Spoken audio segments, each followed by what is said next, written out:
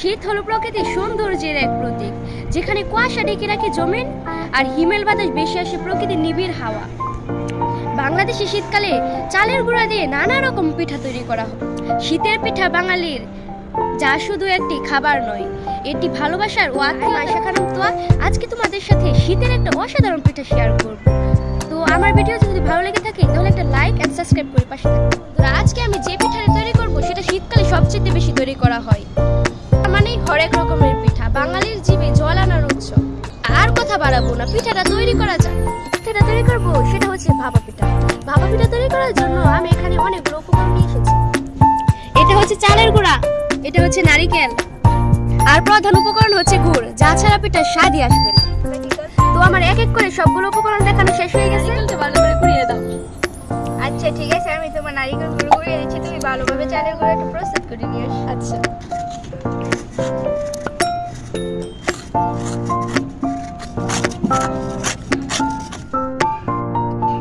লবণ,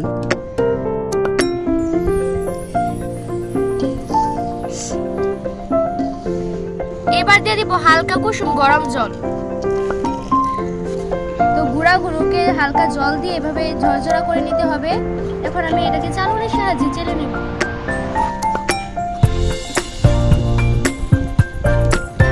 আমার গুঁড়াগুলো ভালো করে চালা হয়ে গেছে। এবার আমি হালকা হালকা করে গুঁড়াগুলো দিয়ে দিব।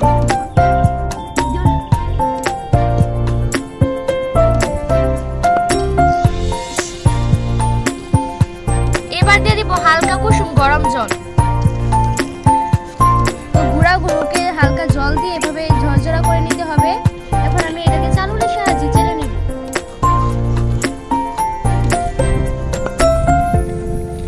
আমার গুঁড়াগুলো ভালো করে চালা হয়ে গেছে। এবার আমি হালকা হালকা করে গুঁড়াগুলো দিয়ে দিব। এবার দিয়ে দেব গুড়।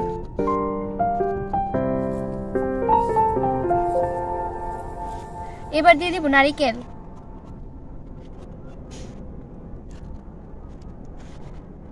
এবার হালকা করে ঘুরে দিব।